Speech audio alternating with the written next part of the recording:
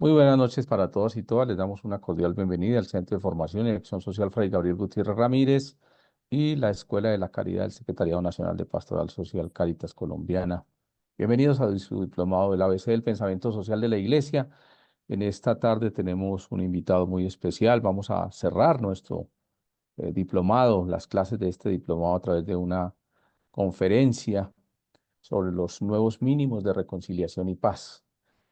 Nos va a presentar el padre Eliezer Soto Ardila, que él es el secretario general de la Comisión de Conciliación Nacional. Gracias, padre, por acompañarnos en esta tarde y por querer compartir ese trabajo que han venido desarrollando en esa construcción de esos mínimos para la reconciliación y la paz en nuestro país. Es un trabajo fuerte que se ha hecho en todo el país y él ha querido hoy, a través de esta conferencia, compartirnos un poco esta experiencia y cómo de alguna forma nos podemos unir también cada uno de nosotros desde las diferentes partes desde donde trabajamos en la construcción de paz de nuestro país. Creo que es un tema supremamente clave e importante para Colombia.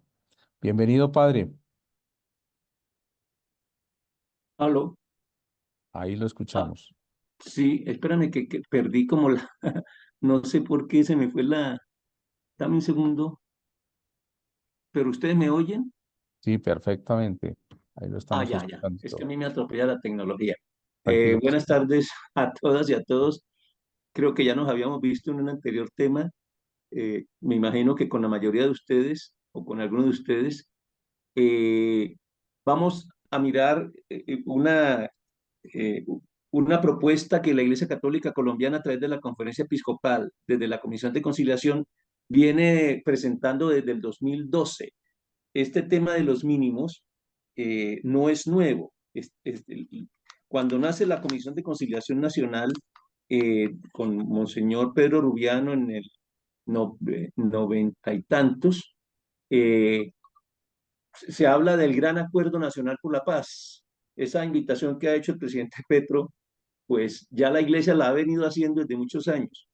Y ese acuerdo nacional, cuando inició la comisión, se planteó, el acuerdo debe hacerse a partir de unos mínimos. O sea, parte del acuerdo nacional es acordemos unos mínimos de, que se requieren para poder avanzar en la construcción de paz en Colombia, unas condiciones mínimas y unos aspectos temáticos mínimos. ¿Cuáles son los aspectos temáticos mínimos? Y en esa época, en el 2013 y 14, se genera un proceso, desde el 2012 se hizo la parte de investigación, 2013 y 14 se genera un proceso que lanza en ese momento 8 mínimos y luego se le incorporó un tercero que fue el noveno de Migración y Frontera. De eso hablaremos cuando comparemos esos primeros mínimos del año 2014 con esta propuesta de renovación de los mínimos que se hizo entre el 2021 y el 2023 y que lo presentamos a comienzos de este año en público. Pero para mirar esto con más calma, yo los invito a que veamos un video que se hizo en el lanzamiento de los mínimos, creo que son 12 minutos, y luego reaccionemos, dialoguemos un poco sobre qué captaron en el video, sobre el enfoque y lo que se hizo, y luego yo complemento presentando el proceso evolutivo, porque esos 10 mínimos que vamos a ver en el video no estaban así al comienzo. En el proceso de discernimiento teníamos algunos de esos mínimos y otros que luego en el análisis con los grupos, con las personas y con los comisionados de la comisión generaron estos 10 mínimos que van a ver en el video. Entonces, Miguel, te agradezco si ponemos el video. Listo, padre. Entonces me van a confirmar si se escucha, si se ve Listo. y todos estos temas, ¿vale?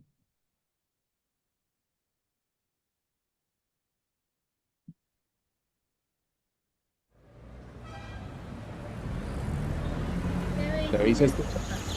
Sí.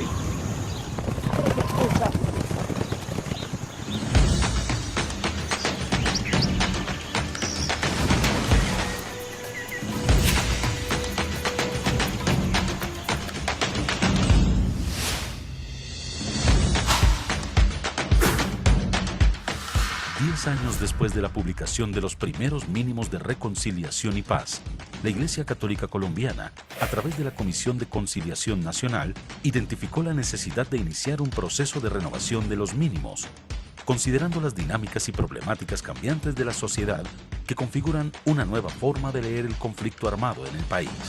La realidad social de nuestra región, como la del país, está marcada lamentablemente por nuevos fenómenos de violencia. Se acrecienta en la línea del conflicto armado y de diferentes actores armados que lamentablemente vuelven a ocasionar tristeza y dolor. Gracias al apoyo solidario de la Conferencia Episcopal Italiana y en articulación con 41 jurisdicciones eclesiásticas, la Comisión lideró un ejercicio conjunto con más de 6.200 líderes y lideresas sociales, comunitarios, campesinos, étnicos, culturales, representantes de víctimas, miembros de la comunidad LGBTIQ+, personas en condición de discapacidad, excombatientes, sacerdotes, religiosas, religiosos y agentes pastorales de 32 departamentos del país, que permitió la creación de los nuevos mínimos de reconciliación y paz. Que se trata de algo que no está hecho, algo que hay que buscar, hay que encontrar cuáles son esos mínimos apropiados en el escenario actual, en la realidad de nuestra patria hoy, para fortalecer, continuar en este camino de la reconciliación y la paz en Colombia. Todas las iniciativas que sean en pro de construir la paz, de reconstruir nuestro tejido social, de devolverle la confianza a las comunidades y de integrarnos nosotros que venimos a ser parte de esta iniciativa, es fabuloso. Vernos nuevamente y hablarnos y no solamente participar, sino incidir en la construcción como tal de lo que la iniciativa requiere. Para llegar a este resultado se realizó una investigación participativa que permitió identificar las actuales causas generadoras de conflicto armado en 29 departamentos del país.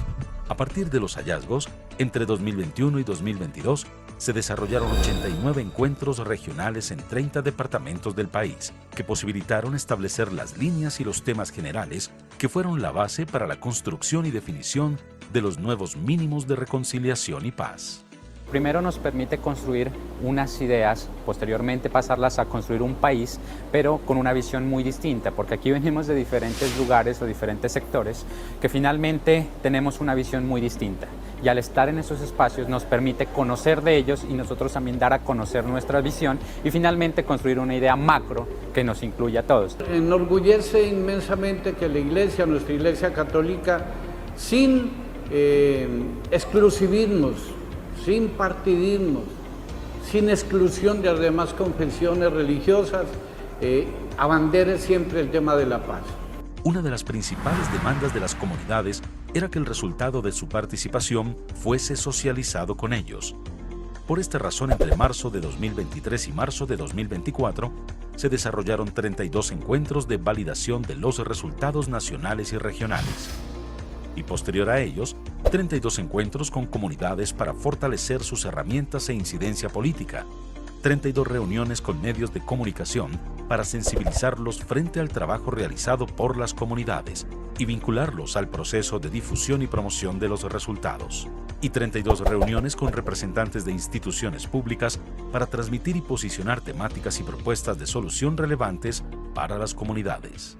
La tarea que seguimos realizando como Iglesia, desde la Conferencia Episcopal y con el apoyo de la Comisión de Conciliación Nacional, es un campo muy importante donde poco a poco hemos ido avanzando, tomando conciencia no solo de la realidad que vivimos, las debilidades, sino estrategias para seguir adelante.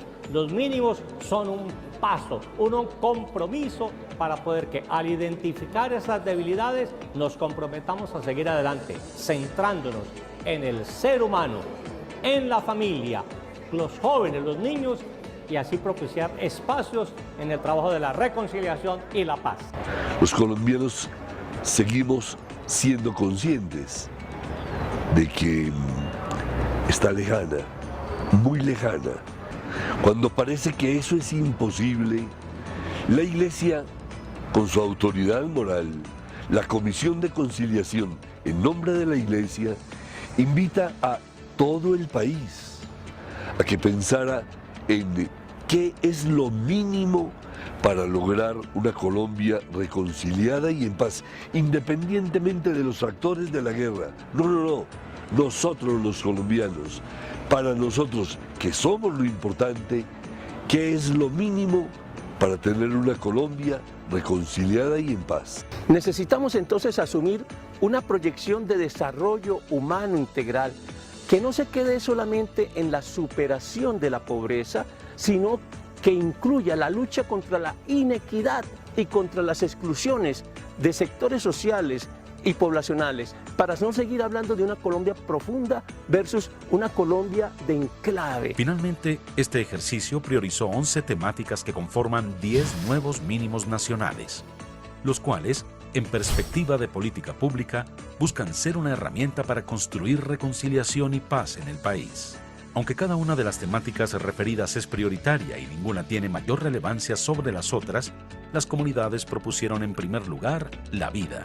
Es por eso que la protección a la vida y la dignidad humana desde el derecho internacional humanitario se convierte en un pilar para el desarrollo de los mínimos de reconciliación y paz.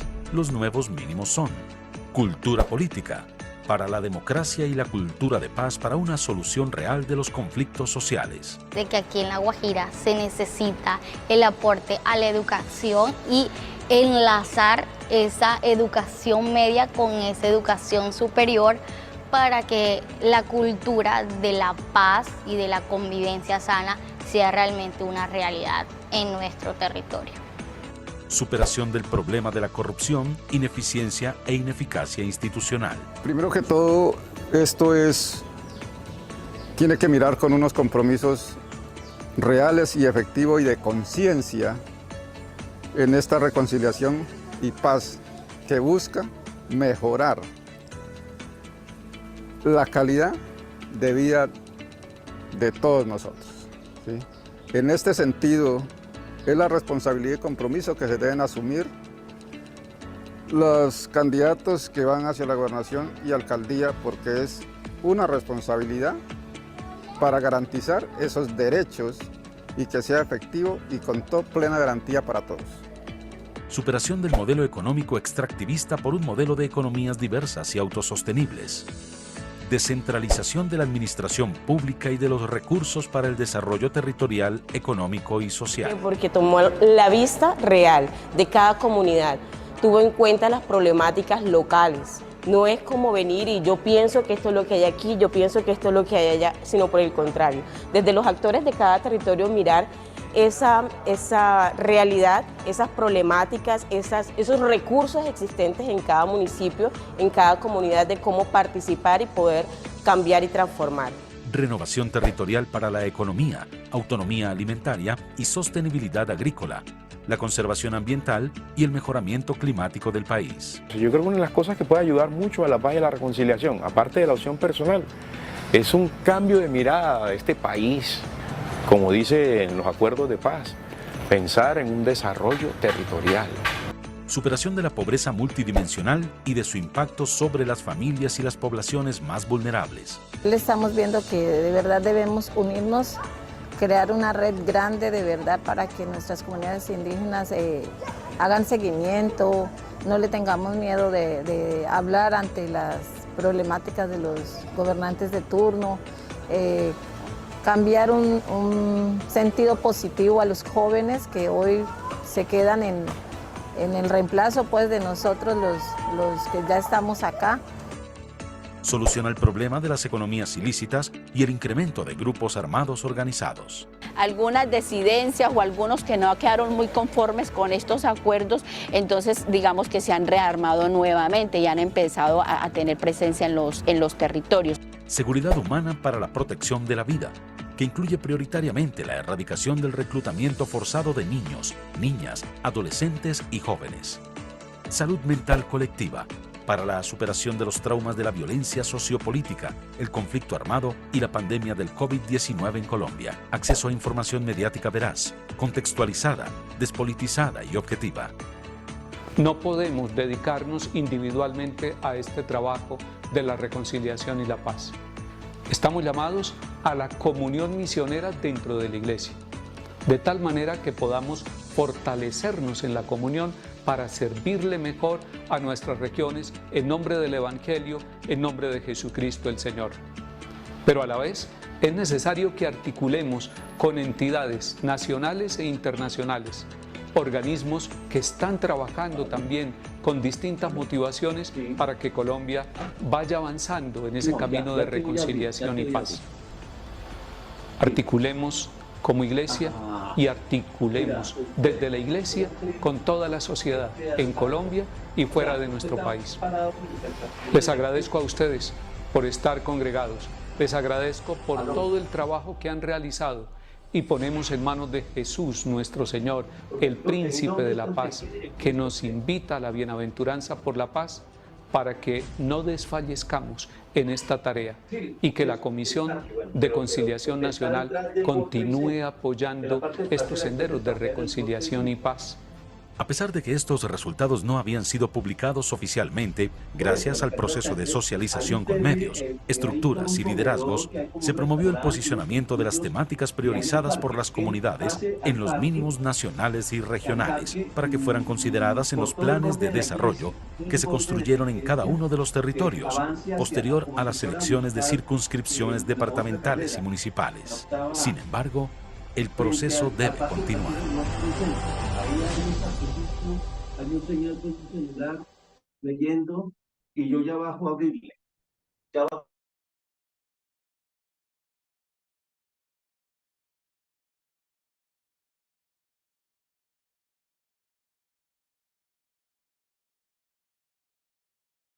Hola, hola, hola, ¿me oyen? Sí, padre, listo. Sí, Bueno, dame ahí un ya segundo, vimos es el que, video. espérate, que es que estoy en una conferencia, es que acaban de venir a buscar al padre Rafael que está enfermo, voy a abrirles y subo Ok, enseguida, denme 3 minutos, tranquilo, padre. sí, es que se juntaron varias cosas, ya vengo. Tranquilo, tranquilo, padre, tranquilo, no hay problema.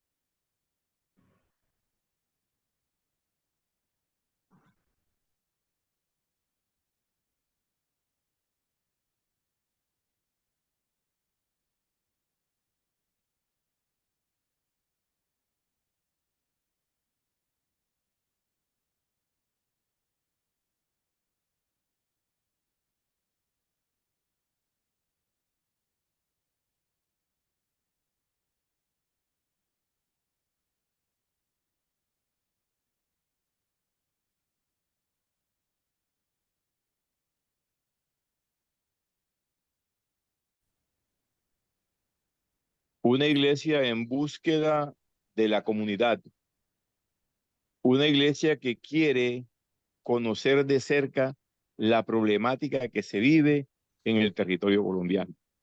Me parece muy interesante eso porque es un ejercicio de verdad in situ. Va a ir hacia allá, conocer la realidad, ¿sí? Ahora, esa realidad en alguna forma ya se conocía porque se conoce por los medios de comunicación, porque se conoce por los elementos conceptuales, por los documentos que van apareciendo, pero una cosa diferente es llegar hasta allá, hablar con la gente, conversar, escuchar, una iglesia con liderazgo. Me parece muy interesante esa parte. El otro elemento que me parece importante es que a partir de esa salida, la iglesia traza unos elementos mínimos para reconciliarnos. Creo que el elemento fundamental ahí es el elemento reconciliación. Colombia es un país que debido a la problemática de violencia que vive, a la problemática de corrupción que existe, llega el momento en que nos tenemos miedo unos a los otros, ¿verdad? Entonces, ese elemento de reconciliación a mí me parece muy interesante de verdad, y que lo que necesita, a mi manera de ver, pues es que continúe el acompañamiento, ¿sí? Que no sea un trabajo que se quede ahí latente, que se quede ahí, que se pierda, sino que permanezca activo. Yo creo que esos dos elementos de todo profeta, que es anunciar un mundo mejor, pero sobre todo denunciar las injusticias, tiene que continuar. Entonces, desde este punto de vista, me parece muy interesante. Es mi aporte. Muy bien. Servio, muchas gracias. Robert Tulio.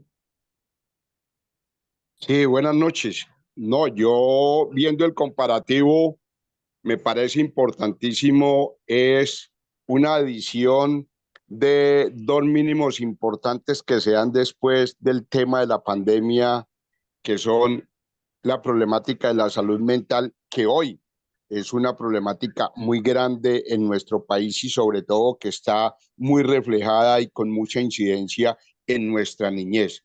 Y el tema del acceso a la información. Como lo decía el padre ahora, me atropella la tecnología, igual yo también siento esa misma situación, pero lo más importante es que esto nos permite que sean unos insumos que permitan buscar no solamente la participación ciudadana, sino que se pueda tener el acceso fácil a la información para buscarle esas salidas a la situación que estamos viviendo. Y reitero lo que dice el compañero que me precedió, que me parece que la iglesia aquí está jugando un papel importantísimo, que es el de búsqueda, que es de llegar al otro. Con ese concepto me quedo de esta primera parte de la presentación, padre. Muy bien.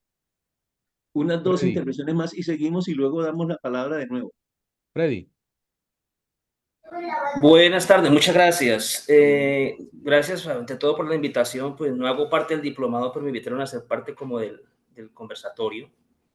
Y en esto, pues lo que corroboro básicamente son elementos importantes, pues que históricamente la Iglesia ha venido acompañando, sobre todo en los sectores en condiciones pues de menos o más vulnerables, ¿no? En ese sentido, la Iglesia tiene un compromiso permanente, no solo como Iglesia, sino desde las comunidades religiosas en particular, ¿no? Por ejemplo, comunidades como los jesuitas, franciscanos en diferentes provincias o en fin, ¿sí? Y esto lo que corrobora es ese papel fundamental de la doctrina social de la Iglesia, donde se confirman allí elementos fundamentales como lo son el trabajo por el bien común, que incluye pues todo lo que tiene que ver el bienestar de la sociedad, donde nos aseguremos de verdad que todas las personas tengan un acceso a los recursos y oportunidades desde ese trabajo de la cultura de la paz para una vida digna. Segundo, el trabajo pues en tema de paz y derechos humanos, que es muy importante y que eso hay que reconocerle permanentemente a la Iglesia, pues ese compromiso que ha tenido y de los cuales pues muchos líderes, sacerdotes, religiosos, incluso han donado su vida por esta causa. Eso corrobora también allí. Y el trabajo el trabajo permanente pues que ha venido haciendo en defensa de los derechos humanos.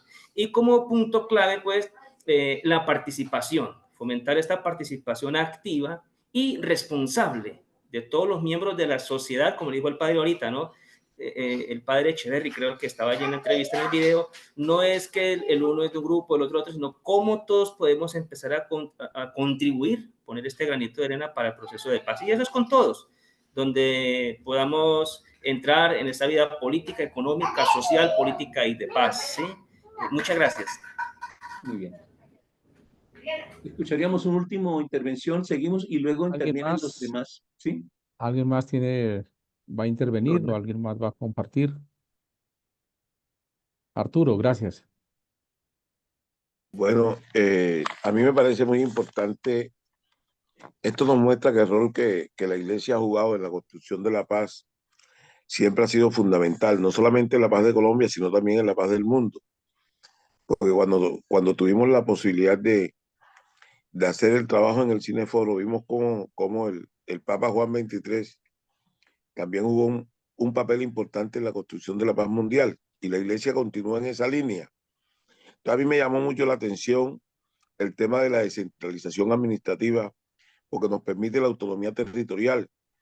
También la ineficacia o eficiencia de la parte institucional la considero algo muy importante, y que también estos mínimos se ponen en el centro de la vida humana como aspecto muy importante, y la erradicación de la pobreza. Porque sabemos que la paz es cultura de derecho. La paz no es ausencia de conflicto, la paz es cultura de derecho. En la medida en que tengamos derechos, muchos más consolidados y materialmente posibles, y lo podamos usufructuar todos, en esa misma medida la inequidad, la injusticia, la desigualdad y la violencia van desapareciendo. Entonces, estos mínimos nos generan un clima de cultura de derecho a favor de la paz, que es ausencia y reconocimiento de todas las cosas. Muchas gracias. Muy bien. Gracias, Entonces, Arturo. Miguel, yo te pido que me ayudes ahora. ¿Tú tienes alcanzaste a recibir la presentación, el Power? Es esta, ¿sí? Sí, sí, esa, exacto. Entonces vamos Perfecto. mirándola y yo voy hablándoles y les voy contando, ¿sí? Exacto. La siguiente, por favor. Avanzamos. Entonces, este proceso inició en el 2021. El producto final, el análisis lo tuvimos entre noviembre, diciembre y enero del 2020, noviembre y diciembre del 2023 y enero del 2024, y pudimos pulir la presentación y entregar el documento. Ustedes recordarán algunos, si mal no estoy, a finales de marzo de este año. Pero si nos damos cuenta, yo te mandé el PDF del texto, ¿cierto? Del texto final. Este es el informe que contiene los 10 mínimos nacionales, pero también están todos los mínimos, porque esto se hizo con un enfoque descentralizado, en los 30 departamentos a donde llegamos, y se hizo por cada región. O sea, la región Caribe, por ejemplo, o sea, ahí está Sincelejo y otras diócesis. Está, por ejemplo, Buenaventura, si no estoy mal. O sea, de cada región del país hay mínimo 2 o 3 departamentos, y por lo menos hay 3 o 4 diócesis que fueron consultadas. Y en el primer ejercicio de mínimos, si ustedes se dan cuenta, aquí habla de 30 regiones de Colombia, o sea, 30 departamentos. Solo nos faltó Arauca por la problemática que había en Arauca, y creo que el otro fue Cauca. Ustedes saben toda la problemática que ha habido allí. Hubo 174 entrevistas a profundidad con líderes y lideresas de todo el país, 50 grupos focales, pero se llegó a una serie de participantes en la fase primera, que era la fase de socializar y de generar como el acuerdo para aplicar el trabajo. O sea, la fase primera era de presentar en las regiones y decir, ¿les interesa? Entonces, démonos cuenta que ya allí llegamos a 30 jurisdicciones departamentales. En la fase 2, que es la fase de aplicar los instrumentos para escuchar a la gente, se llegó a 2.109 líderes y lideresas directamente, pero realmente la participación fue mucho mayor. Al final nos dimos cuenta que participaron más de 7.000 personas en todo el país, con 73 encuentros regionales, cuando Colombia tiene, si mal no recuerdo, 76 jurisdicciones eclesiásticas. Démonos cuenta que prácticamente nos faltaron poquitas diócesis y jurisdicciones.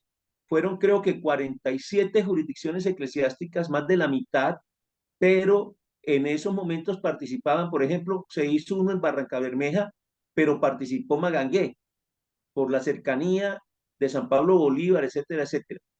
Entonces, como lo veían ustedes, tratamos de hacer realidad que estos mínimos no fueran pensados desde los centros de Cartagena, de Medellín, que no fueran pensados solamente por los pensadores, por las élites. Participaron las élites, participó gente del CINEP, participaron personas de universidades desde su región, de las universidades del Caribe, de Boyacá, por ejemplo, la Universidad de Boyacá, Cali, todas estas regiones participaron, pero aquí participaron los campesinos, participaron las amas de casa, participaron los grupos apostólicos, etcétera, etcétera, en esa segunda fase. Y la fase tercera fue ya recoger la información, sistematizarla y hacer el feedback, validarlas. Entonces, en esa tercera fase, como ustedes vieron en el video, se le presentó a la gente, se volvió a donde se hicieron los encuentros y se hizo en dos tiempos. Uno, con las mismas comunidades. Se les dijo, mire, esto fue lo que nosotros vimos que ustedes dijeron, y la gente nos reaccionó y decía, sí fue así, no fue así, aclaramos este punto. Pero además le llevamos a los gobiernos, a las instituciones. Por ejemplo, Magdalena Medio, Barranca Bermeja. En esta tercera fase reunimos, invitamos a la Defensoría del Pueblo, al alcalde, al gobernador, alcalde de los municipios de la región, a Bienestar Familiar, a la Contraloría, a la Personería, es decir, a todas las instancias del Estado para decirle, mire, esto es lo que la comunidad está viendo. Y se lo presentamos a los candidatos. Ustedes recuerdan que el año pasado fueron las elecciones, si mal no recuerdo, fue el año pasado. Entonces, en la campaña electoral hicimos lo que se llamó el Pacto por la Transparencia, nos articulamos con la MOE e hicimos eventos, me acuerdo el de Soacha, por ejemplo, donde reunimos, invitamos a los candidatos a alcaldías y gobernaciones, candidatos a gobernaciones, a asambleas departamentales y consejos, y le dijimos, mire, aquí están los mínimos. Estos mínimos, ustedes se atreven a incluirlos en su programa de gobierno, pónganlos a dialogar, ¿sí? En esa tercera fase, nosotros le presentamos al gobierno, y también, Miguel, yo te mandé este Word, ¿cierto? Espero que lo compartan. No me voy a demorar mucho. Después haré alusión a este Word, ¿sí? Porque esto fue coger los mínimos y coger el Plan Nacional de Desarrollo. Cuando se estuvo construyendo el año pasado, 2023, el Plan Nacional de Desarrollo, nosotros fuimos al Congreso a presentar esta tabla es un paralelo. ¿Cuáles son los puntos del Plan Nacional de Desarrollo y en dónde coinciden los mínimos con él? ¿Dónde llamaste a Michelle? Señor, ¿decías? Bueno, entonces, ¿en qué coinciden y cómo permear? Esa es la parte de la incidencia, o sea, que estos mínimos no se queden en discurso y en buenas palabras, sino estos mínimos son para impactar a la sociedad, a los actores económicos, pero también a los actores políticos.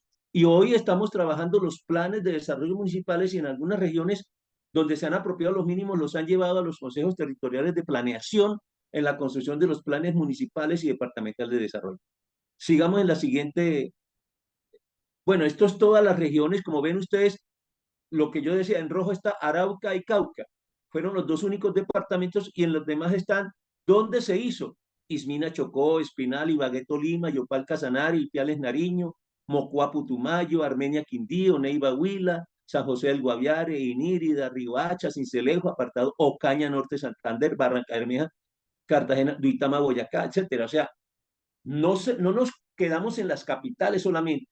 Soacha, Cundinamarca, Inírida, Guainía, ¿sí? Puerto Gaitán, Meta, por ejemplo. No estamos hablando solo de Villavicencio. Entonces, Ocaña Norte, Santander, apartado Antioquia. O sea, fuimos a todos los niveles, desde la periferia hasta los centros.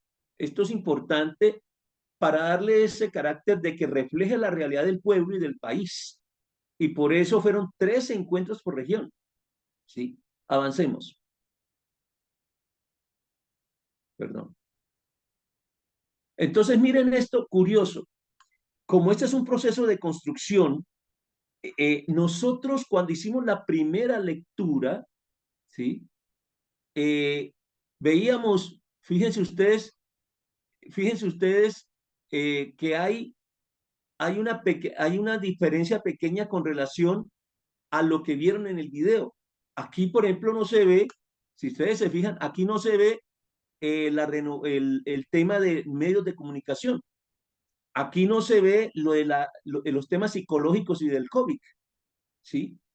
¿Por qué? Porque cuando se hizo esta primera tabla, esta presentación se hizo en noviembre, fue el resultado de la primera lectura, de la primera sistematización, y como les dije a ustedes, esto se llevó a las regiones y vinieron los ecos, y perdónenme, no quiero faltar a la modestia, o más bien, la modestia implica también reconocer ciertas cosas con todo respeto.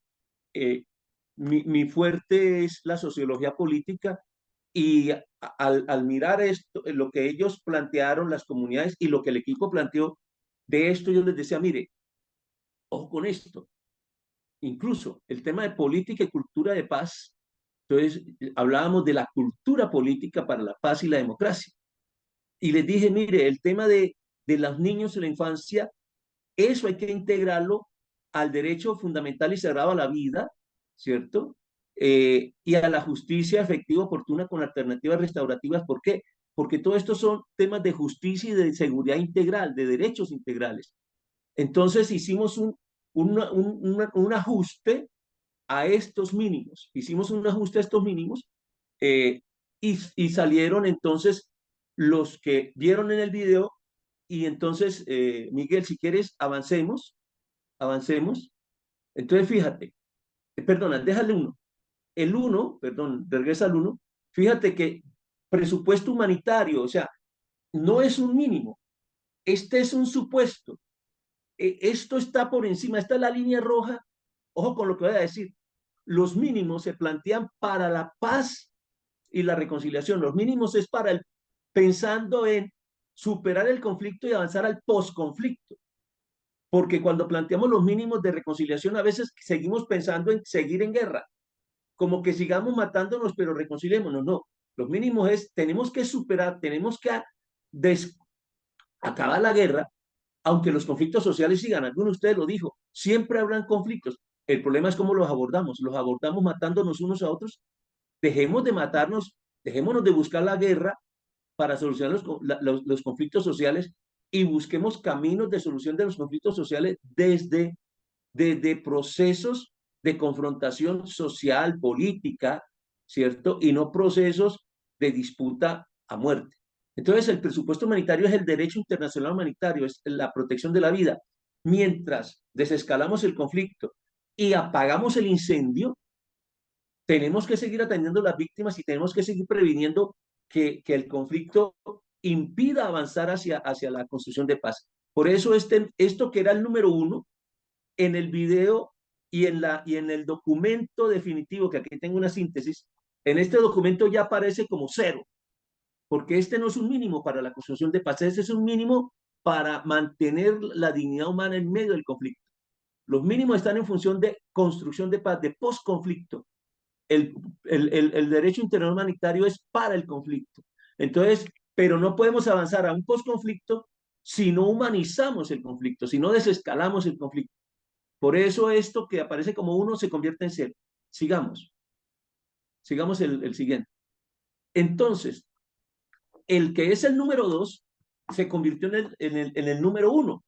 En el documento final, en este documento que está resumido aquí, en este documento, también les mandé de Miguel, si lo puedes compartir, es el extracto de este. En este documento se dice, primero, el condición sin la cual no, la protección de la vida y la dignidad humana desde el derecho internacional humanitario apunta a evitar la total deshumanización del conflicto y propiciar el resguardo de la semilla de la dignidad humana como base sin la cual no podremos pasar de solo atender la crisis humanitaria a atender el conflicto y reconstruir la casa o el tejido social nacional. Eso lo dijeron en el video. Una señora decía, hay que reconstruir el tejido social, hay que salvaguardar el tejido humano. Y fíjense un detalle, miércoles, qué pena, el médico ¿sí? ¿Aló? Mierda, qué pena, el médico se va, tengo que abrirle porque es que estamos solos. Denme otro minutico, perdonen, que yo no contaba con esto hoy porque Rafa se enfermó al mediodía. Tranquilo. ¿Aló?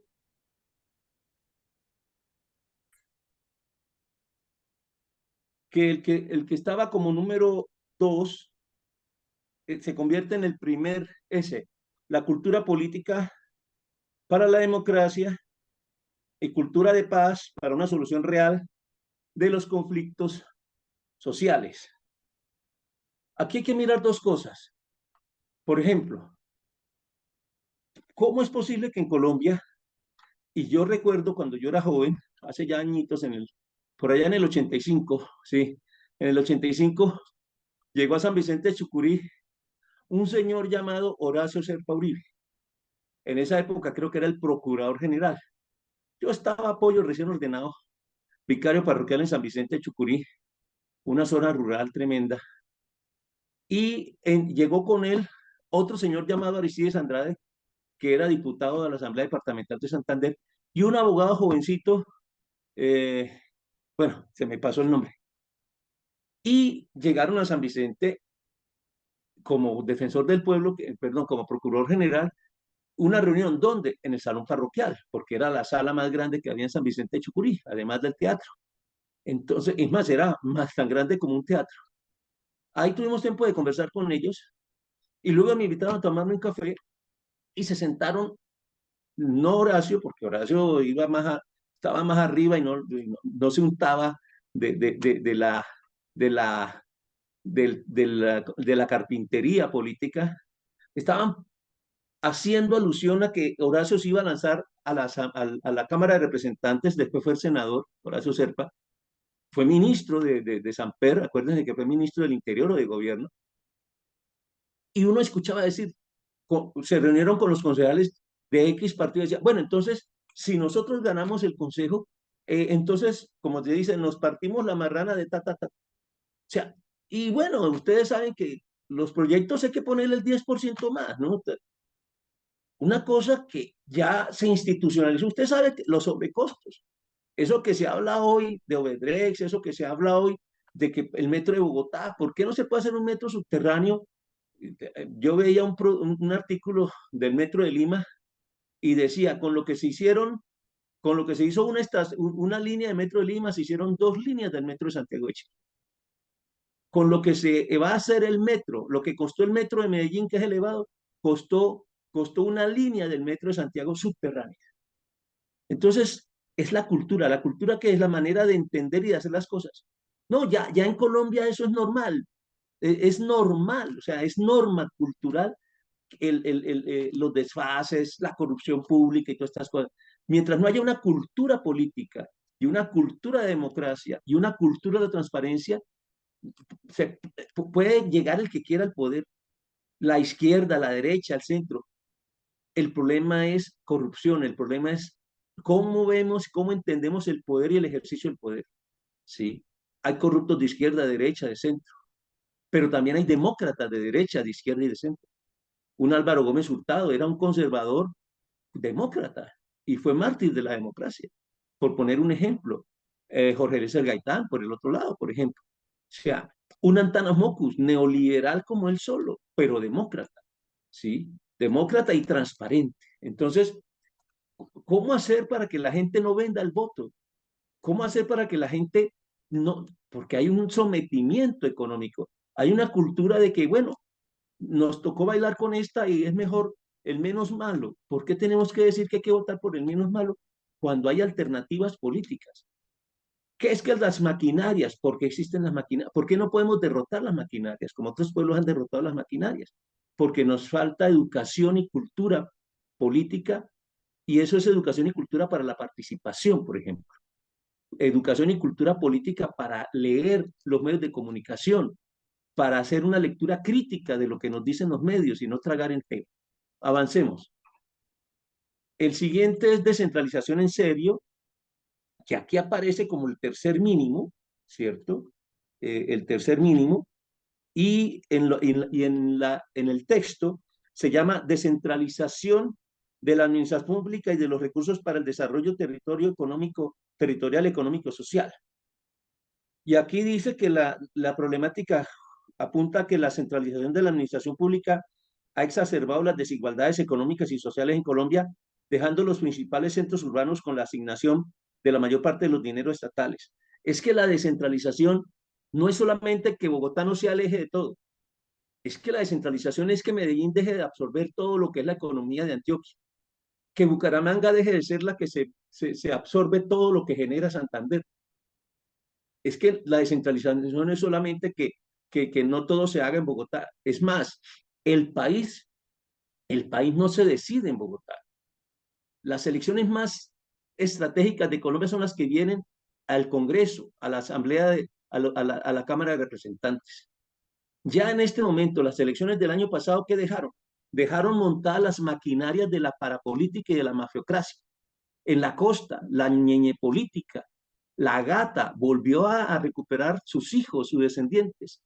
En muchas regiones del país, en el Valle del Cauca, perdónenme, yo al pan pan y el vino vino, que en el Valle del Cauca se volvieron a posicionar los narcoparamilitares. En Santander sigue rigiendo el coronel y sus hijos, y eligieron a un gobernador, un general retirado, y eligieron en Bogotá, en Bucaramanga, a un alcalde que se dice soy el Bukele de Colombia. ¿Sí? Y en Barrancabermeja está en entredicho la elección del alcalde. Hay videos, eran filas incontables de 3 cuadras, la gente pedía, le daban 200.000 pesos a los estudiantes universitarios, 150.000 a las amas de casa y a los abuelos. Fueron más de 15.000 votos comprados.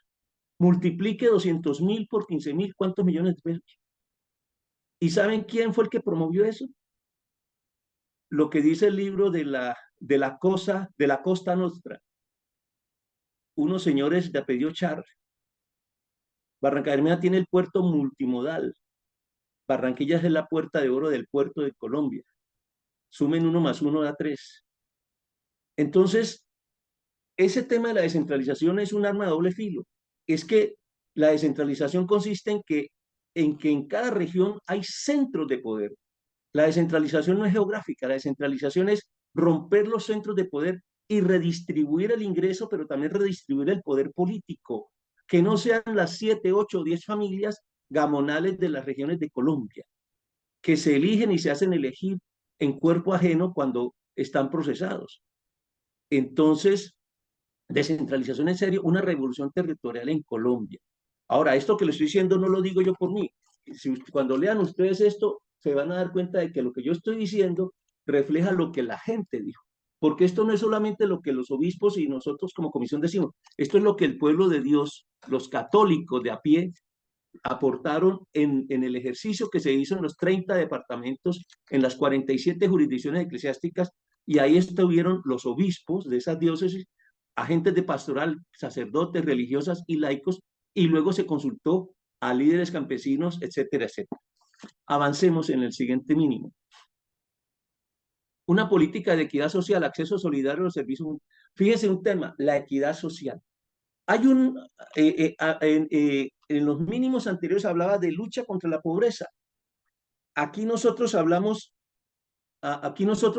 entonces, en el mínimo 6, dice superación de la pobreza multidimensional y de su impacto sobre las familias y poblaciones más vulnerables.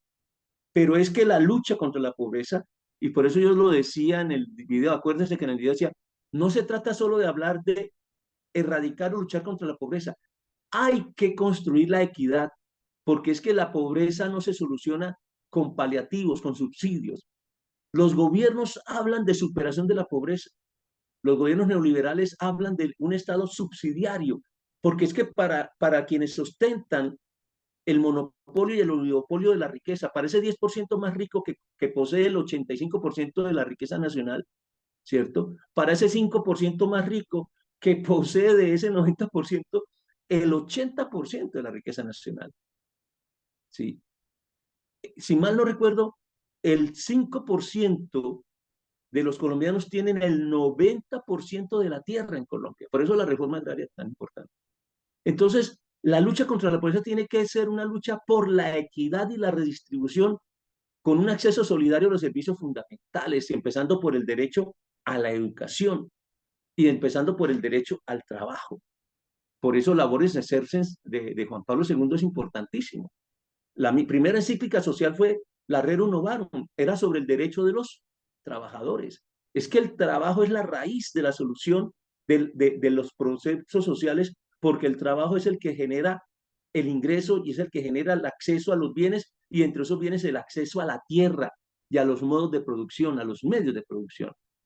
Entonces, cuando hicimos el análisis, pasamos de una política de lucha contra la pobreza, o sea, esa política de equidad sobre acceso solidario acceso solidario a los servicios fundamentales, se ve reflejado en este número 6.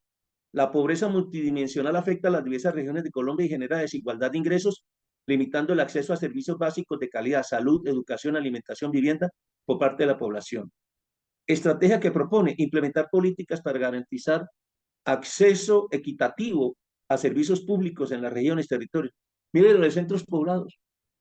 Por eso los mínimos se interactúan. ¿Qué hizo la corrupción pública? Que 60.000 millones apenas es lo que se ve en la punta del iceberg. Son miles de millones, son casi billones de pesos los que se están robando para el tema de la conectividad en Colombia. Se robaron 60.000 millones en ese momento y no instalaron la capacidad. En Colombia usted va por una cartera y se queda sin señal. En Bogotá mismo, estoy en Bogotá, yo aquí en el Chicó, a veces pongo el celular para una llamada y se me corta en pleno Chicó de Bogotá. Vengo de Santiago de hacer un doctorado 5 años y medio, y en la línea 5 del metro, a 40 metros de profundidad, usted pone el celular y le entra, y tienen wifi en los trenes del metro. ¿Sí? Y es un país más pobre que Colombia. Y construyeron, ya tienen 7 líneas de metro subterráneas. ¿Por qué Colombia no puede construir en Bogotá? ¿Por qué Bogotá no se merece un metro subterráneo? ¿Sí? Yo no soy partidario ni de Petro ni nada, pero realmente voy a Kennedy, porque tengo una tía. Cuando llegué hace 2 años, quebró el restaurante de mi tía, y todo ese 1 de mayo quebraron un montón de negocios porque estaban enterrando las líneas y acabaron. Ahora están haciendo el pilotaje. Es increíble que en pleno siglo XXI Colombia está haciendo un metro con la tecnología buena de China, pero es una tecnología que ya la está superando la tecnología de los metros subterráneos. Y el costo y el tiempo de duración es increíble, al 2028. Y en Chile están haciendo la línea 7 y dice, la entregamos en el 2028. ¿Cómo van a demorarse lo mismo? Entonces, ¿dónde están las diferencias? Y el costo social. ¿Por qué? Porque es que la corrupción, ¿sí? Lo que se juega en corrupción es lo que más genera inequidad, porque la corrupción en Colombia se come lo que dice la teoría del chorreo. La teoría del chorreo neoliberal es que los ricos se enriquezcan tanto que les sobra la plata y chorrea, o sea, no son capaces de gastar. Entonces ahí es donde empiezan a dar limosna, a entregar subsidios, y entonces el subsidio al desempleo, porque no queremos generar empleo con justicia social, sino, hombre, mantengamos al desempleado con un subsidio al desempleo. No, la lucha contra la pobreza no es generar subsidios para paliar la pobreza, para que el pobre no se muera de hambre. Es generar equidad e inclusión social para que la gente tenga acceso a un trabajo digno, por lo menos. Entonces, a eso apunta el mínimo 4, ese mínimo 4 que en el documento oficial se convirtió en el mínimo 6. Sigamos. Compromiso ambiental y climático. Ese es un tema estratégico, es el compromiso ambiental y climático. Vamos a ver aquí dónde nos quedó. Ese es el número 5 de acá. A ver aquí, ¿dónde está? Aquí.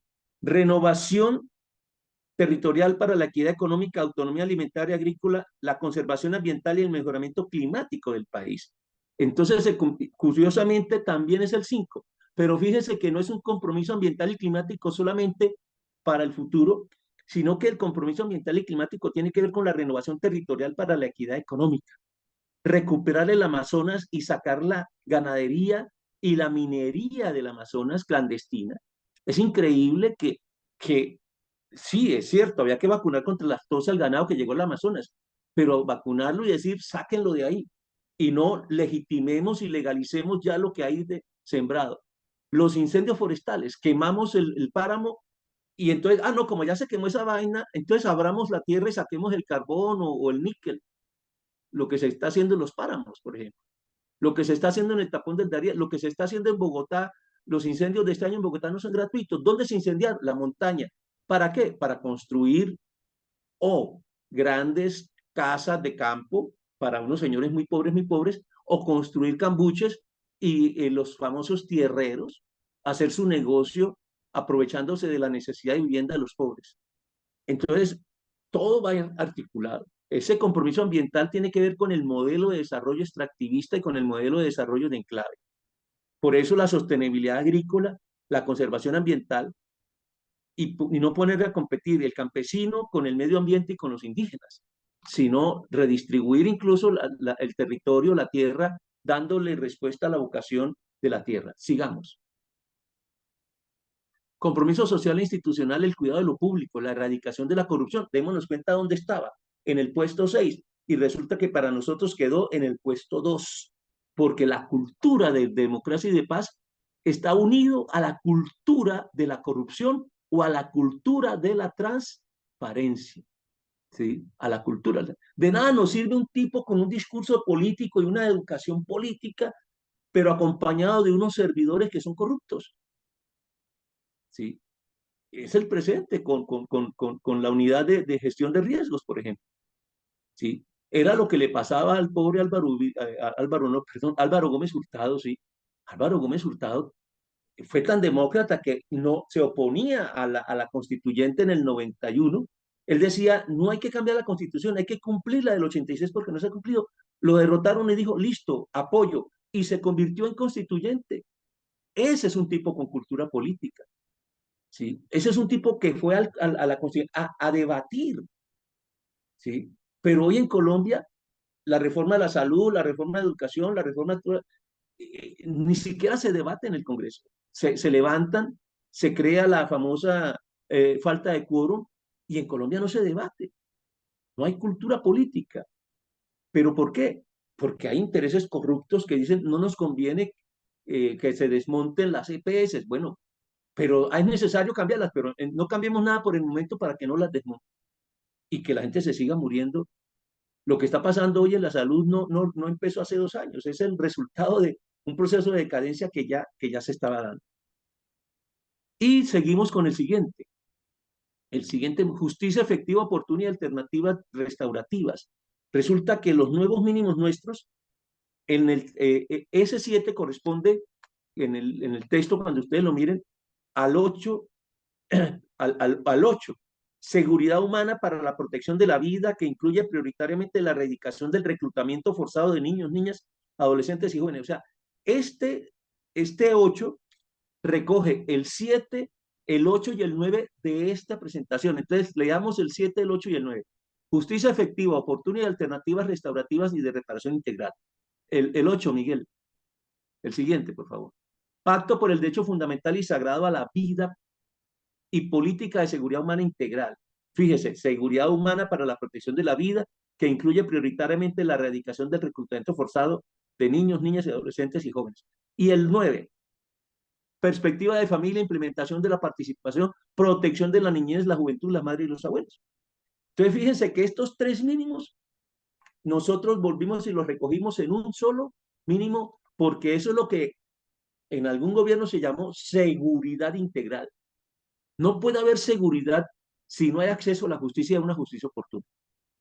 Démonos cuenta cuántos feminicidios han habido en Colombia este año y cuántos feminicidas, a cuántos feminicidas se está procesando. Los feminicidas están en sus casas mientras se procesan y salen a seguir violando y a seguir matando niños y niñas. Entonces, es importantísimo esto. Y el 10º es renovación territorial del campo y de la tierra, que nosotros lo tenemos en el otro mínimo que decíamos, otra vez, renovación territorial para la equidad económica, ¿cierto? Porque aquí es, en el mínimo 5 recoge lo que es lo ecológico, pero también la economía a través de la renovación del territorio, la recuperación del territorio, del campo y de la tierra. Es decir, no poner a competir a los campesinos con los indígenas en el Cauca y en el Amazonas. La frontera agrícola, no podemos extender la frontera agrícola a las zonas de reserva de agua. Bogotá está en racionamiento. Si no protegemos el páramo de Sumapaz, si no protegemos las montañas que rodean las represas que hay en Bogotá, si en Santander no se protege el páramo de allá de Berlín, ¿cierto? Si no se protege ese páramo, y quieren sacar oro, porque hay oro, si en el Carmen de Chucurí no se protege el campo que está lleno de cacao, ustedes saben que Santander, San Vicente, Chucurí y el Carmen producen, es uno de los mayores productores de cacao y de calidad, el aguacate de calidad y el café de calidad también, pero quieren acabar, se está renovando el tren del Carare porque quieren darle a los árabes la minería de carbón. Hay carbón en el Carmen y dicen, acabemos la capa vegetal, acabemos con los cacaos, ofrezcámosle al campesino que se convierta en minero y saquemos el carbón que hay en el Carmen de Chucurí, y para eso sí arreglaron el tren del Carare, lo están rearmando para sacar el carbón, así como sacaron el carbón del Cerrejón, de allá de La Guajira, por la costa, por Santa Marta, contaminando ambientalmente la región. Entonces, una renovación territorial del campo y la tierra, pero con sentido de desarrollo sustentable y no con el enclave extractivista. Por eso, des en cuenta, ahí terminan los 10 mínimos. Pero nosotros, como lo decía alguno de ustedes, desarrollamos 2 mínimos más que se convirtieron en el 9º y el 10º. El 9º, salud mental para la superación de los traumas de la violencia sociopolítica, el conflicto armado y la pandemia del COVID-19. Miremos el 11, el que aparece ahí como 11, que es el último, política de enfoque transversal, diferencial e inclusivo. Entonces, ONU, inclusivo. Nadie se enfoca en las personas con traumas psicológicos. Inclusivo, el tema de la diversidad de género. Muchos otros elementos. La violencia sociopolítica está también generando traumas, pero la violencia sociopolítica está unida a otras violencias como la violencia de género. La violación es un arma para marcar territorio por parte de grupos armados, pero también es un arma para mostrar poder de parte de sectores sobre otros sectores. Los varones sobre las mujeres en los conflictos cotidianos. El conflicto cotidiano en Colombia, para mostrar prepotencia, se llega a la violación carnal. Y miren un detalle en Colombia, ¿cuántos hombres reconocen que lo violaron? En Colombia existe el abuso sexual contra los varones, los niños y los varones, como una manera de atropellarlos para someterlos. Pero ningún varón va a salir a la calle a decir, a mí me violaron. ¿Sí? ¿Por qué? Porque hay una cultura machista. Pero la agresión sexual en el conflicto armado, en la guerra de las mafias, una manera de como las mafias marcan territorios violando a las mujeres, pero también violando a los hombres con quienes se tiene el conflicto. Y tenemos otro, acceso a información mediática veraz, contextualizada y despolitizada y objetiva, que es clave y es un elemento importante para la cultura política, porque nos meten mitos. Comunicacionalmente construyen imaginarios que no son reales, ¿sí? Y hacen aparecer como bondadoso lo que puede ser corrupto, y hacen aparecer como malévolo lo que puede ser necesario, una disciplina de transparencia, por ejemplo. Entonces, démonos cuenta que cuando construimos los mínimos, no fue una cosa ahí a las carreras. Lo que ustedes vieron aquí, lo que está proyectado ahí, estos 11 mínimos, están aquí, pero allí descubrimos que todavía habían elementos que se habían quedado por fuera, como estos 2 últimos mínimos, el 9 y el 10, ¿sí? Y que los otros se podían juntar. Juntamos en un solo mínimo 2 o hasta 3 mínimos, porque la temática se articula. Y cierro con esto. Entonces, ¿para qué? La incidencia está aquí. La incidencia está en que seamos capaces de tomar los mínimos y pensar en nuestros grupos apostólicos. Hombre, ¿cómo todavía se puede? Si tenemos representantes de la sociedad y de la comunidad en los consejos territoriales de planeación que están haciendo el Plan Nacional de Desarrollo, o cuando constituyamos, por ejemplo, las veedurías, veeduría en salud, miremos aquí. Entonces voy a leerles solo 2, ahí está. ¿Qué hicimos? En la columna, mirándolo de frente, la izquierda, está lo que fue el Plan Nacional de Desarrollo, lo que se aprobó, lo que se debatió. Y en la izquierda están los mínimos. Entonces, las dimensiones del Plan Nacional. Habla de un ordenamiento territorial alrededor del agua. Y dijimos, aquí le proponíamos al gobierno, ojo, una investigación científica diagnóstica, una planificación de tipos de desarrollo según el diagnóstico de para qué sirve el territorio, cuál es la vocación real de cada región, educación sobre el manejo ambiental, cultura para el cuidado ambiental en temas hídricos. Eso se refleja en qué? En el mínimo 5 de ese momento, compromiso ambiental y climático para el futuro, la tierra y el medio ambiente y el trabajo. Y el mínimo 10 de ese momento, la renovación territorial del campo y de la tierra.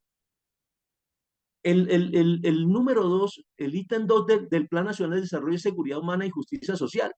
Sistema de seguridad social, cobertura y cuidado nivel 1, que ahí está la reforma a la salud, enfatizando en la salud primaria, en el nivel de preventivo, el nivel 1. Política de inclusión productiva, todo el tema de reforma agraria, garantía de derechos fundamentales de la dignidad humana, derecho a la vida, control institucional de los territorios, justicia social, sistema de seguridad social. Eso coincide con nuestro mínimo 1, que es protección, o sea, en ese momento era el 1, que es el 0, protección a la vida, el derecho universal a la vida, la educación en valores éticos para la vida, el VIH y la protección de toda forma de vida y del agua como fuente de vida. Y el mínimo 6, compromiso social por el cuidado de lo público, erradicación de la corrupción, educación para el ítem. ¿Por qué? Porque es que los derechos humanos, la justicia social, no puede existir si hay corrupción. No puede existir si no hay educación para el desarrollo, ¿sí? Si no hay equidad social, investigación y propuestas para avanzar en equidad social. Porque no es lucha contra la pobreza, es fomentar la equidad. Si fomentas la equidad, estás erradicando la pobreza. Pero si te pones a dar subsidios, lo que estás es dándole el pescadito del día para que no se muera de hambre, pero no ayudándole a que pueda pescar, ¿sí? Y así podríamos seguir, convergencia regional, yo lo dejo como un ejemplo. Entonces, este fue un ejercicio que hicimos en el equipo y que lo llevamos, como les decía, al Congreso. Entonces, la idea es que ustedes pueden en sus diócesis, en sus zonas de trabajo, en la universidad donde trabajan, en las clases de sociología, en economía de desarrollo, en el colegio donde usted es profesor de ciencias sociales o de ética o de religión, mirar estos mínimos, cómo los posicionamos, o los funcionarios públicos, etc. Yo voy dejando por aquí porque creo que ya se nos está terminando el tiempo. Entonces, no sé si con esto di un panorama y me gustaría que ahora fuera como la réplica de ustedes y como las inquietudes y cómo creen ustedes que pueden apropiarse. Profesor Miguel, yo le pregunto, ¿usted puede hacerle llegar estos materiales, cierto, a ellos? Sí, claro, padre, yo les subo ahorita todo el material que usted envió. Entonces, para ir cerrando, no sé si nos quedan 20 No minutos, sé no si hay sé cuántos. preguntas, no, ya estamos a 10 minutos, padre. No Bueno, sé si tengan entonces, preguntas, si tengan sí, aportes, que sí, creo que es el exacto. momento de... Usted nos dirige este momento. Ya hicimos una primera ronda, entonces Sí. hagamos una segunda ronda para hacer nuestro cierre de los temas que les hayan llamado la atención, de cómo podríamos aplicar, de cómo podríamos unirnos a este equipo, a la Comisión Nacional de Conciliación para también apoyarlos en todo este trabajo. Yo pienso que nosotros estamos llamados también a hacer conocer estos mínimos a muchas otras personas que no tienen acceso a estas informaciones, ¿no? Y que es un trabajo de iglesia. Entonces creo que en este espacio que vivimos nosotros hoy, o que la vive la iglesia, que vive la sinodalidad, creo que es el momento Sí, señor. de unirnos como equipo también. Entonces, no sé si haya preguntas, aportes, alguna cosa, claridades. ¿Está todo claro? Ok, Robert O Tulio, tan gracias. confuso que no hay ni cómo preguntar. Robert Tulio.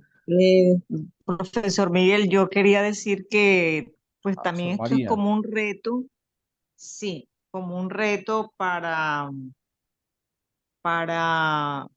decir sí, trabajarlo, pero por el otro lado yo me preguntaba, lo del Plan Nacional de Desarrollo es también importante conocerlo, porque fíjese que también esa es una forma de veeduría, esos planes, conocerlos, porque uno a veces pasa por alto eso y no se acerca a ellos, entonces es también todo un reto articulado con estos mínimos, ¿verdad?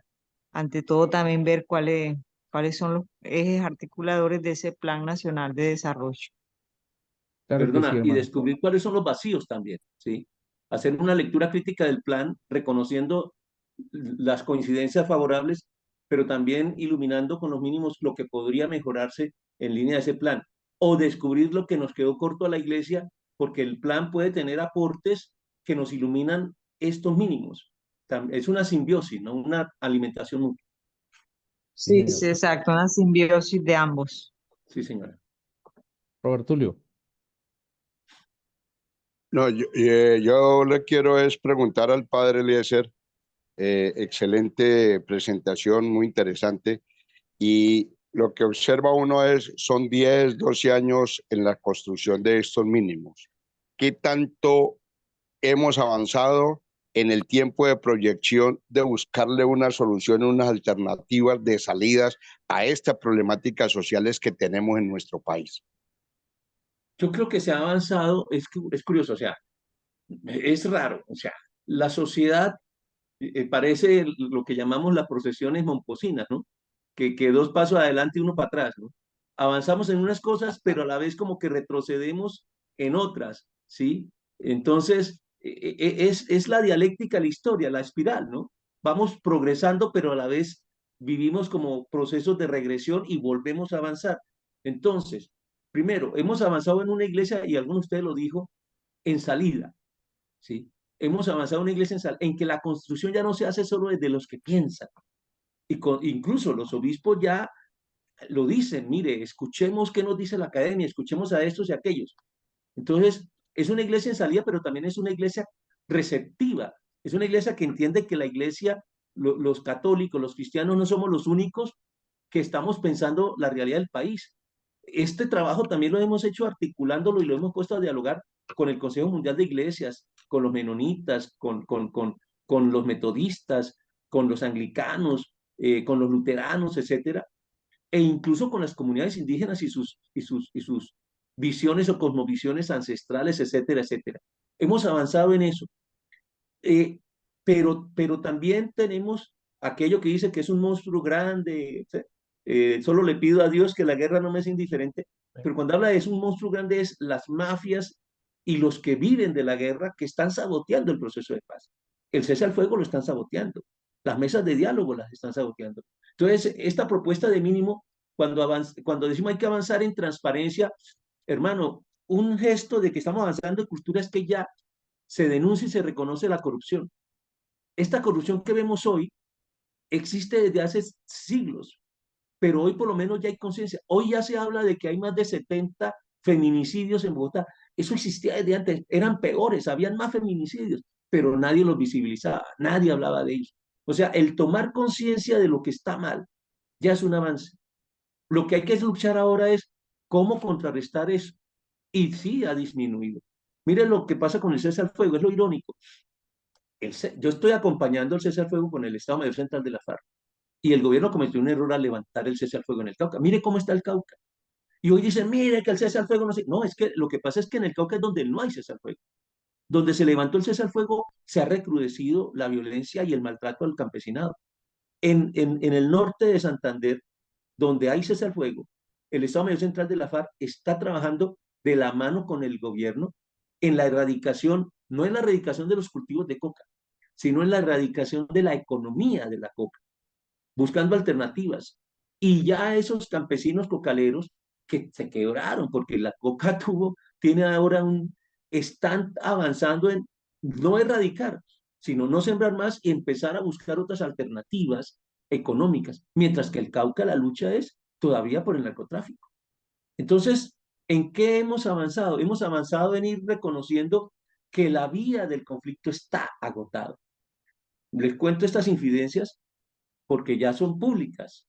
En el 2022, cuando yo llegué a la comisión, Monseñor Luis José me llamó a su oficina y me dijo, mañana a las 4 de la mañana en la base tal, un avión de la ONU lo va a llevar a Cuba con los delegados de la ONU, de las Naciones Unidas, para hablar con Pablo Beltrán y con la delegación del ELN en La Habana. Eso fue en mayo, cuando ya había pasado la primera vuelta y se avicinaba la segunda vuelta entre Petro y Hernández.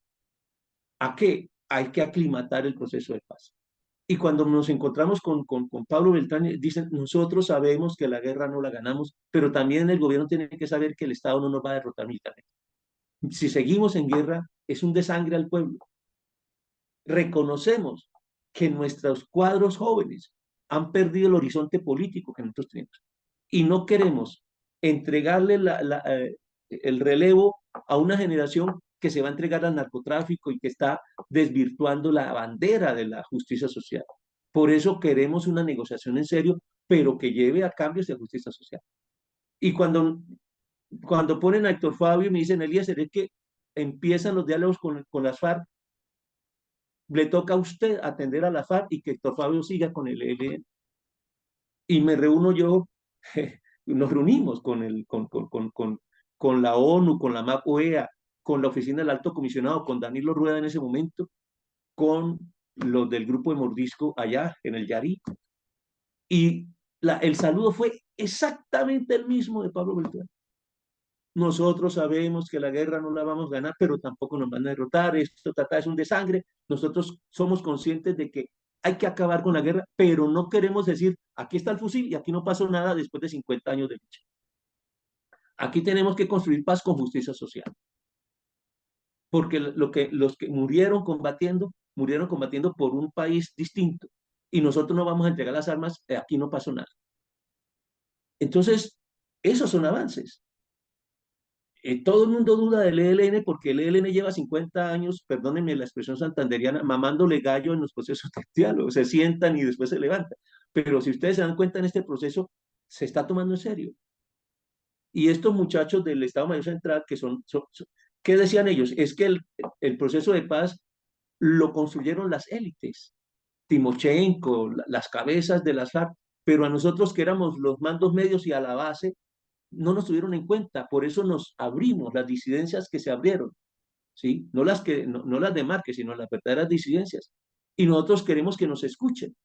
Entonces, hay un avance en torno a que aquí se necesita una democracia participativa. Y por eso ellos dijeron, por eso pedimos, tanto los helenos como los de la FARC dijeron, pedimos que haya participación de la sociedad civil, que esto no sea un acuerdo entre las élites del poder político, entre los conservadores, Cambio Radical, Partido Liberal y Centro Democrático, e incluso el Polo Democrático, sino que también el campesinado, la base social participe. Entonces, eso marca unos pasos hacia adelante. Ahora, no somos ingenuos.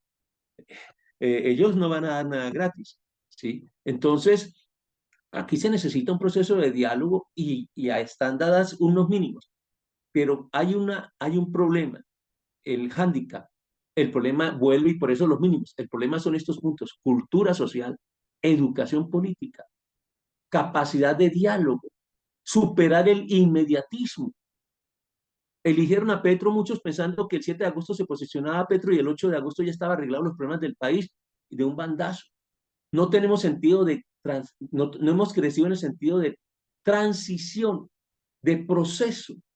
Hay gente que quiere ver la reforma agraria en 2 años. No, hay que hacer proceso. Este gobierno no va a hacer el cambio. Este gobierno apenas alcanzará a generar los cimientos para un proceso de 10, 15 años.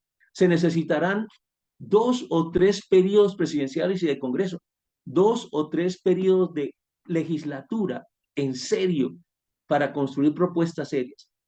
El hecho de que ya en Colombia haya gente que es capaz de decir eso es interesante, pero hay un gran desafío. El 80% de la población colombiana eligió a Petro el 60%. Dentro de 2 años, con un proceso mediático como el que va, no es raro que terminen eligiendo a un Milei o a un Bukele colombiano. Es lo que vivió Argentina, es lo que vive El Salvador, ¿sí? Es lo que vive El Salvador, ¿sí? Entonces, esto es importante. Nosotros, por lo menos en lo personal, quienes trabajamos en la comisión, no estamos haciendo apología de Petro, ni de la izquierda, ni de esas vainas. Estamos tratando de mostrar que se necesita madurez política y cultura política para entender que lo que tenemos hoy en Colombia son unos liderazgos de los que podemos sacar algo que nos permita construir nuevos líderes. La clave está en la construcción de un nuevo tejido humano, de unas nuevas generaciones. Ayudar a que estos jóvenes, es increíble, y esto lo comparto con Chile, es increíble, muchachos universitarios que estuvieron en la primera línea, ¿sí? Pero que votaron por el actual alcalde de Barranca porque le dieron 150.000 pesos, ¿sí? Y sus mamás recibieron otros 150.000 pesos. Yo creía que era un montaje cuando me mostraron los videos y dije, esa vaina debe ser un montaje. Y voy a Barrancabermeja porque yo pertenezco a esa diócesis. Y me entrevisto con estudiantes de la Unipaz y me dicen, sí, padre, eso fue cierto. Ese video es verdad. Era una fila de 3 cuadras. Le ponían un sticker aquí en el brazo. Yo no sé cómo hacían para verificar que había votado por ese tipo. Le ganó al otro candidato corrupto que había. ¿Sí? Estos compraron las elecciones y derrotaron al que ya había sido alcalde 3 veces y quedó de segundo. O sea, las 2 candidaturas que compraron votos dejaron por fuera. Miren las elecciones, las propuestas llamadas de centro fueron derrotadas, ¿sí? Y a Petro lo pintan como extremista, comunista. Petro no es comunista, Petro es capitalista. Y él lo dijo. Lo que pasa es que en Colombia nos falta tanta cultura política que creemos que cuando uno habla de reforma agraria eso es comunismo, ¿no? Resulta que la reforma agraria era la bandera del capitalismo moderno en la Revolución Francesa. La propuesta del capitalismo era el derecho a la propiedad privada.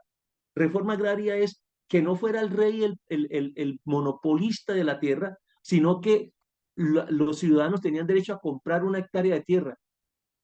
El capitalismo es el abanderado de la reforma agraria, no es el comunismo.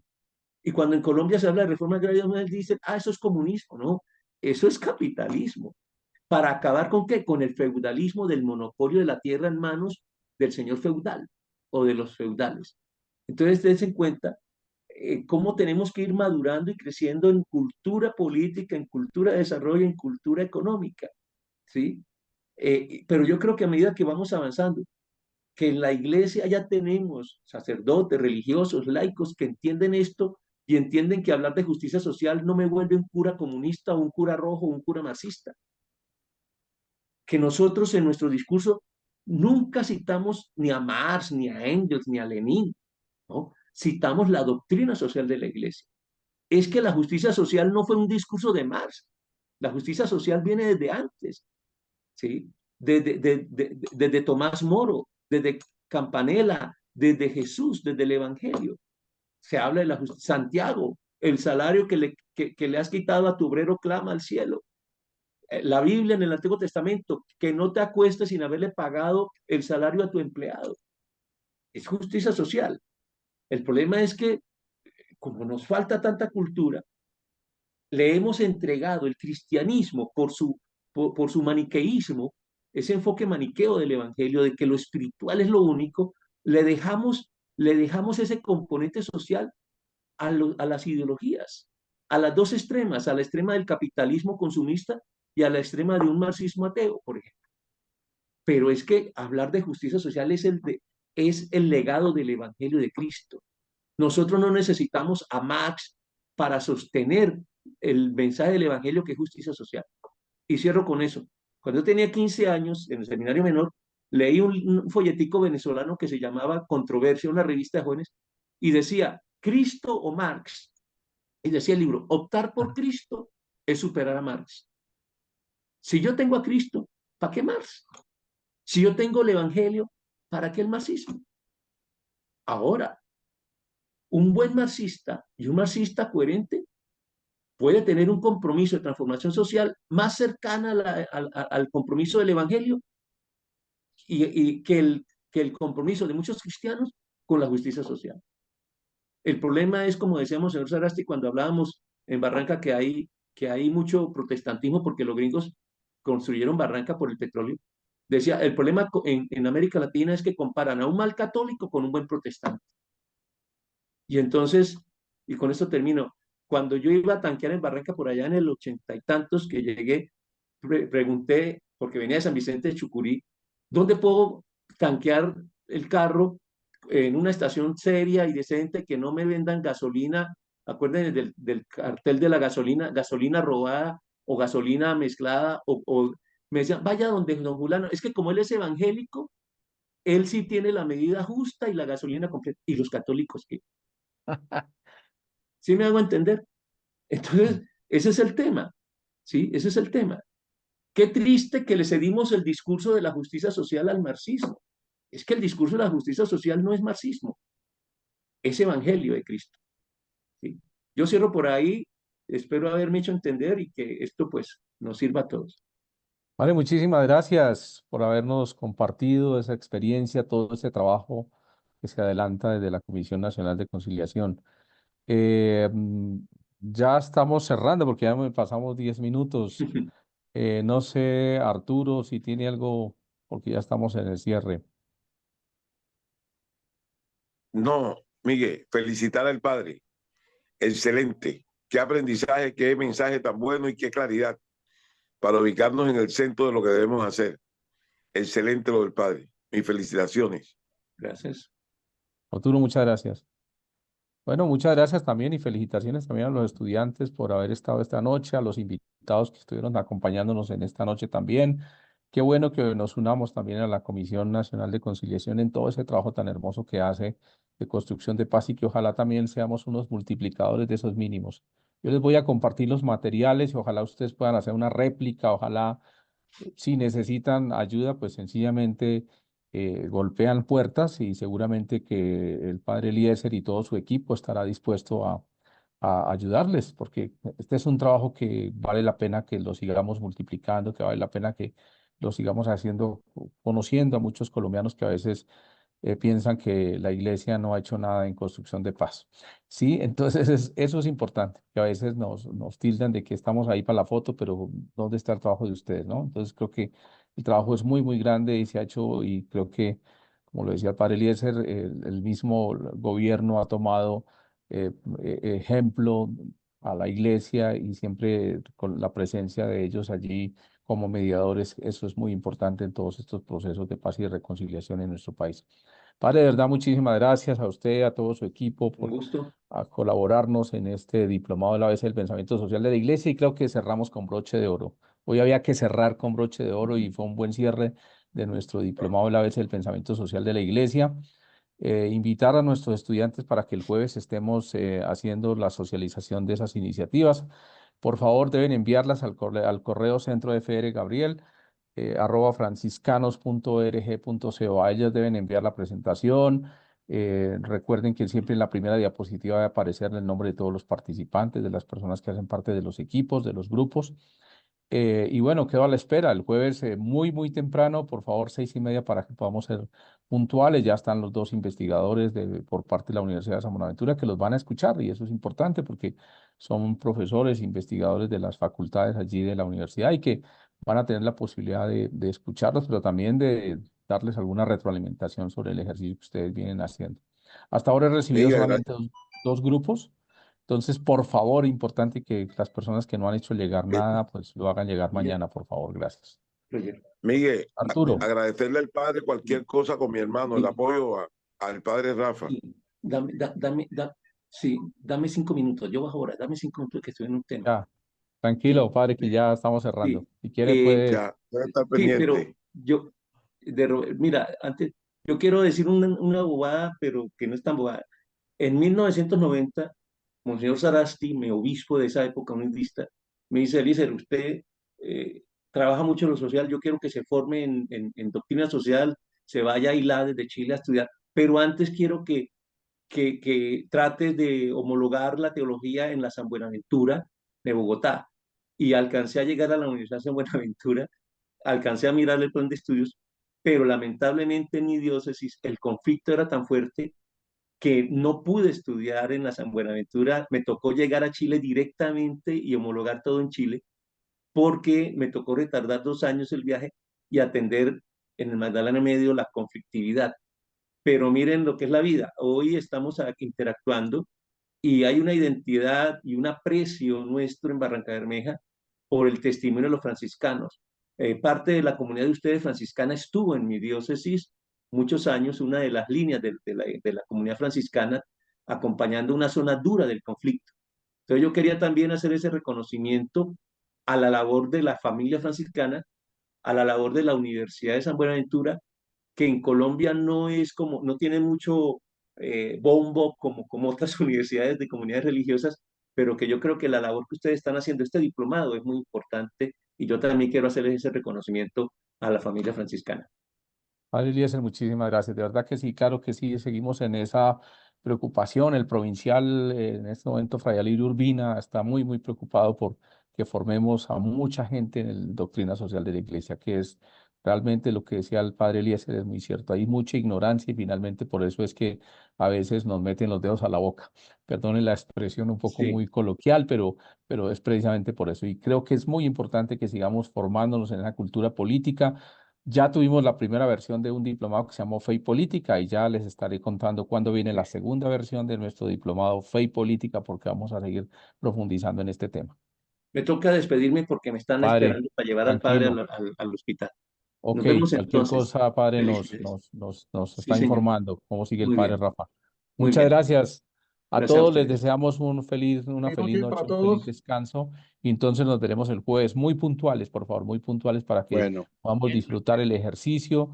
Nada de nerviosismos, muy tranquilos. Todos vamos a sacar 5, entonces vamos a llegar muy tranquilos a contar qué es lo que queremos hacer, qué es lo que queremos poner a rodar. Mira, nos inventamos esto y queremos ponerlo a rodar allí en nuestra diócesis, en nuestra parroquia. Queremos hacer un ejercicio y queremos contagiar a la gente, queremos formar a la gente, queremos que multiplicar eso que fuimos aprendiendo, ¿no es cierto? Y bueno, vendrán otros diplomados, vendrán otros trabajos de formación. Según lo que yo tengo programado en la provincia, estaré visitando los diferentes sitios del país. Entonces, seguramente que cuando vaya a ir a sus regiones, pues les aviso. Estoy por Cartago, entonces estoy por Arauca, estoy por Villavicencio, estoy por Boyacá, estoy por muchos sitios que vamos a estar pasando, donde están los franciscanos, donde hay presencia franciscana. Entonces, seguramente cuando les esté por allá, pues les aviso. Yo sé que en Cartago no están los franciscanos, pero están ahí ¿cómo se llama? En Tuluá. Estaban en Tuluá, están en Cali, por esa zona. Entonces, bueno, también. dime. Cartagena, claro, allá estaremos en Cartagena. El Miguel, el viaje está programado para Barranquilla, Santa Marta, Barranquilla y Cartagena. Imagínese, pobre Miguel, excelente. que le tiene Las tanto tres miedo al perlas del calor. Caribe. Listo, hermano. Arturo, yo estoy pendiente de tu hermano. Voy a llamar a ver qué Sí, pasa, te ¿vale? agradezco mucho, Miguel, te agradezco mucho. Listo. Bendiciones para Te voy todos. a Que llamar, pasen una feliz voy a noche. llamar Feliz Descanse, noche, padre feliz Ricardo. noche. Feliz noche. Chao. Patricia, yo veré, Toca que ¿no? nos envíen todos los diplomados para Cartagena. Feliz Listo, noche. claro. La semana presencial en Cartagena, en la playa. Miguel, una pregunta. ¿Para el trabajo solamente es presentación? Trabajo, sí. Recuerden, ahí están todas las instrucciones. Ustedes recibieron todas unas instrucciones. Recuerden que son 10 minutos que tienen para exponer y en 5, 10 minutos les van a hacer la retroalimentación también. Bueno, y exponen 2 personas por equipo o como ustedes tengan organizado. Feliz noche. Espero mañana en el correo, por favor, la confirmación de los grupos, ¿vale? Y las presentaciones, envíen sus presentaciones para que de una vez yo pueda pasarle ese material a quienes van a evaluar. Bueno, feliz noche para todos y todas. No los demoro más. Gracias. Feliz noche, gracias. Chao, pues. feliz noche, muchas gracias. Noche.